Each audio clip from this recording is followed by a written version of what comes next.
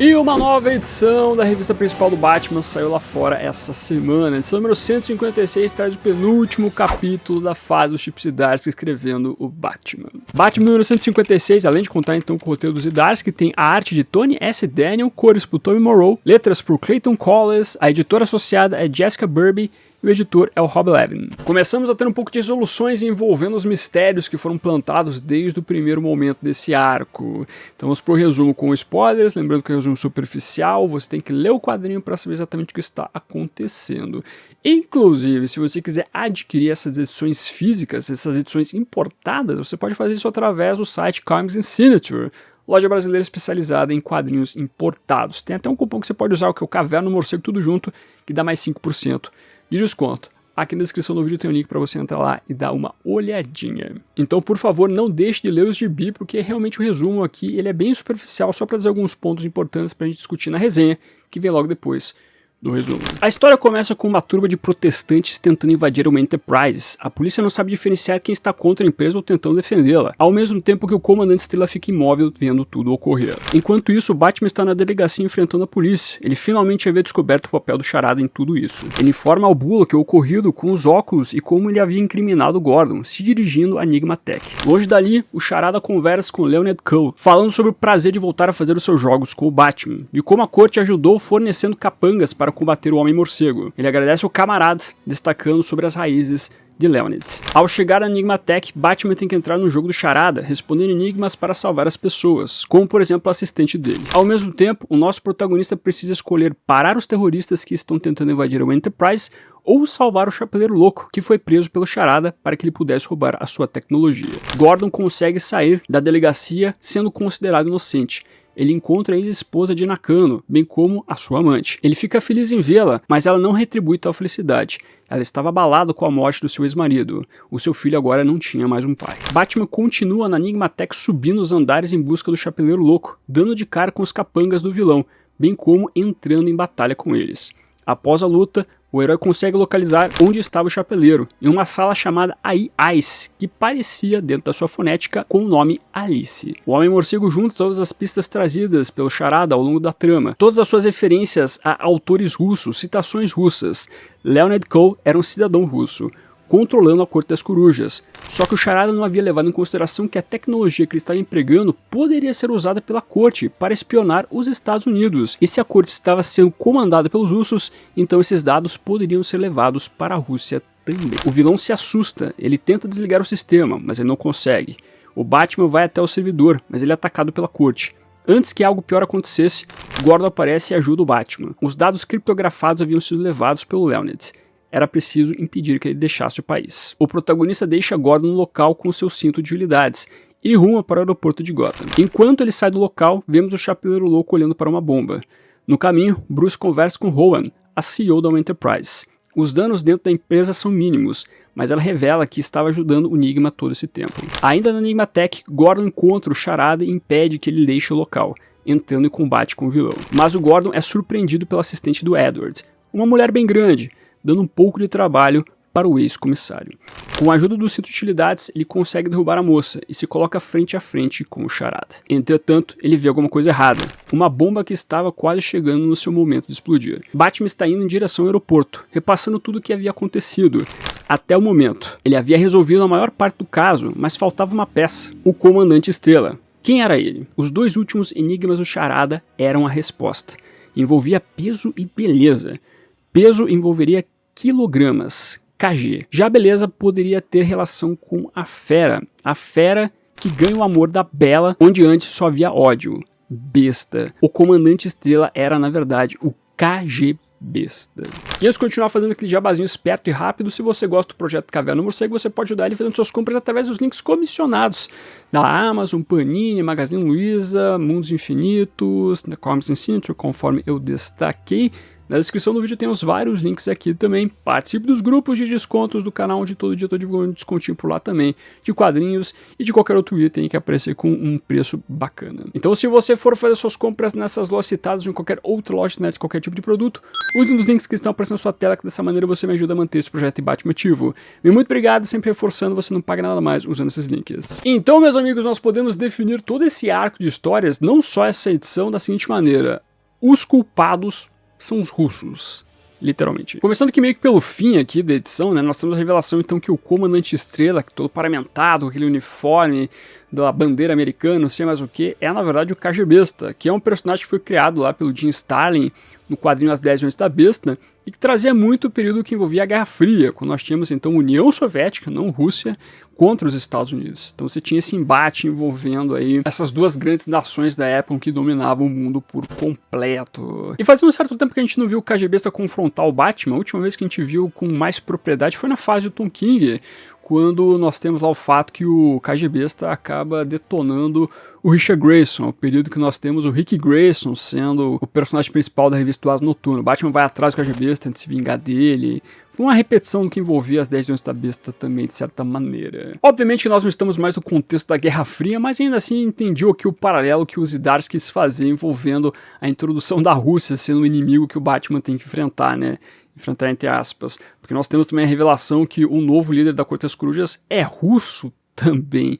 Olha aí. Mas o fato é que o arco tem feito todo um paralelo no que envolve a politização dos Estados Unidos, envolvendo as eleições recentes que tinham Trump e assim por diante. Nas eleições retrasadas, na verdade, quando nós tínhamos o Trump versus a Hillary, ventilou muito nas redes sociais ou nas informações por completo que a Rússia poderia ter ajudado a manipular um pouco as eleições, colocando então o Trump como o candidato favorito.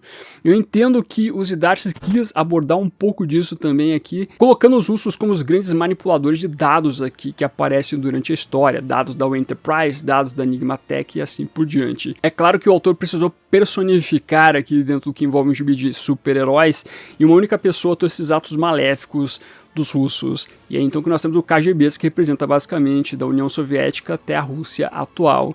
Então eu achei ok os paralelos que estão sendo feitos aqui.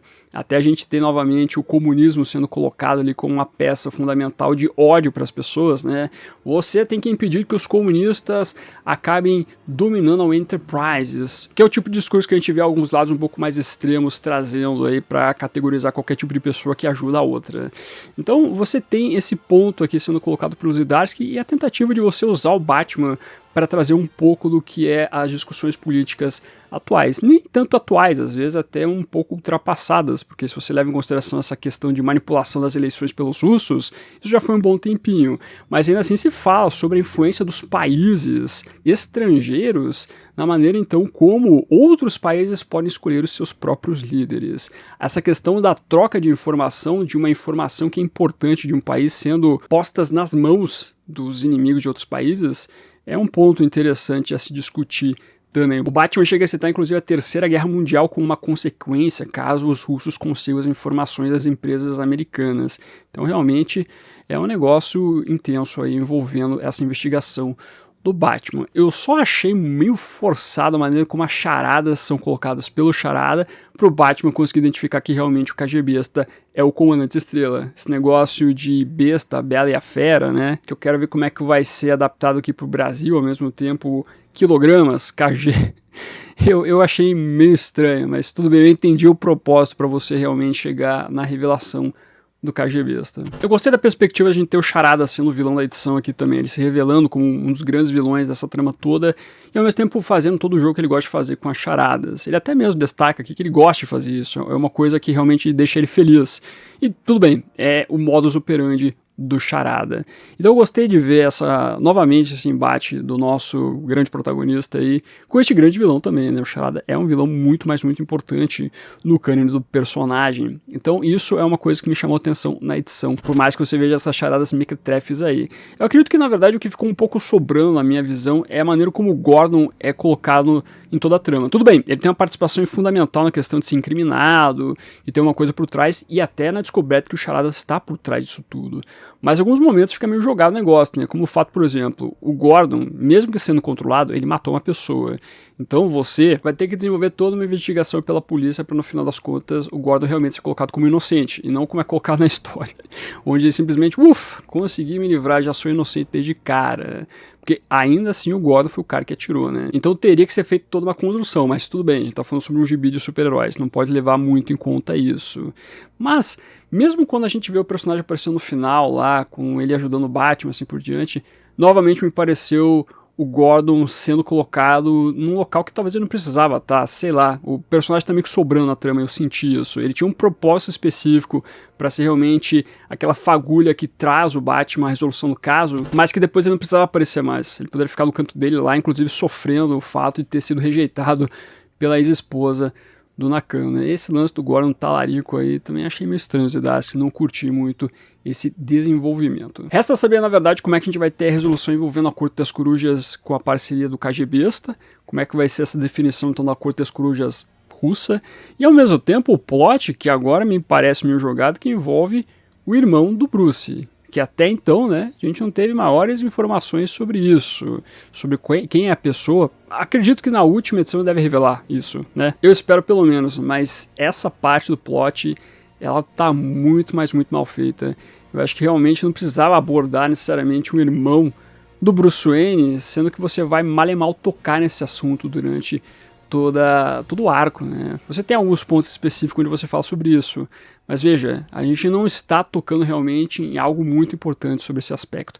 Quem sabe na última edição a gente tem o Batman revelando que ele sabia todo o plano da corte envolvendo o irmão perdido, mostrando o lado detetivesco e do preparo do Homem-Morcego, mas ainda assim eu tô achando que realmente essa parte aí ela tá muito mal arranhada aí pelo Chip Zdarsky. Eu acho que não precisava trazer essa polêmica aí se você não explorar com maior afinco durante a história, mas ainda tem mais uma edição pra gente finalizar então essa trama. Então eu posso dizer pra vocês que dentro das edições até então desse arco chamado Dying City, essa foi a edição que eu menos gostei, quando a gente começa a ter as maiores revelações, porque a gente começa a ver qual que era o plano todo, onde o Zdarsky queria chegar, e começa a ficar meio estranho. Tem a discussão dos lados políticos que eu acho bacana, os paralelos com o mundo real, mas ainda assim como vai se finalizando toda essa resolução, ela às vezes me parece jogada, e com a falta de exploração de alguns plots importantes.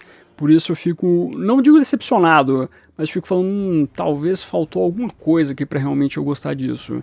Eu curti os desenhos do Tony S. Daniel, não sou muito fã do Daniel. Algumas vezes a arte dele não me agrada muito. Eu gostava um pouco mais no período dos 952, quando ele tinha uma certa semelhança com o Jim Lee, mas eu acredito que aqui nessa edição, como ele não precisou fazer correndo o negócio, eu acho que ficou proveitoso, eu curti. Claro, o mérito aqui também se dá por causa das cores do Tom Morrow, que realmente elas funcionam muito bem e cria essa uniformidade para o que envolve todo o arco. Mas ainda assim o desenho favorece um pouco a história, então eu não tenho a que reclamar aqui, por exemplo, da ausência do Jorge Mendes se comparado ao Tony S. Daniel. Por mais que obviamente o Jorge Mendes seja muito melhor. Mas, no final das contas, estou pagando pra ver, Zdarsky. Como é que você vai terminar todo esse plot envolvendo a Corte das Corujas russa com o KGBista? Como é que você vai resolver tudo isso, incluindo o próprio irmão do Bruce aí, né? O suposto. Vai que não é suposto. Vai que é irmão mesmo, né? Esse é o medo. Mas aí, o que você achou aí dos russos sendo os culpados por todo esse problema? Curtiu todo esse desenvolvimento? Não curtiu? Comente aqui embaixo. E lembrando, todo dia tem vídeo aqui no canal, por isso vou dedicar 2 videozinhos para você assistir. Dá uma olhadinha na playlist de resumos e resenhas da revista principal do Batman. Todo mês comentando a revista principal do personagem. Ao mesmo tempo, fiz a resenha do último episódio de Curtir Commandos. Estamos em Gotham City. Coisas importantes acontecem nesse episódio envolvendo o Dr. Fósforos. Assista lá as minhas considerações. Agradecendo como sempre os membros do canal, o pessoal que está aparecendo aqui embaixo, muito obrigado por ajudar a financiar esse projeto. Não esqueça de curtir esse vídeo, se inscreve no canal se você é novo ou nova. Aqui é o melhor lugar para você ficar muito bem informado sobre o universo do Batman. Eu estou ficando por aqui.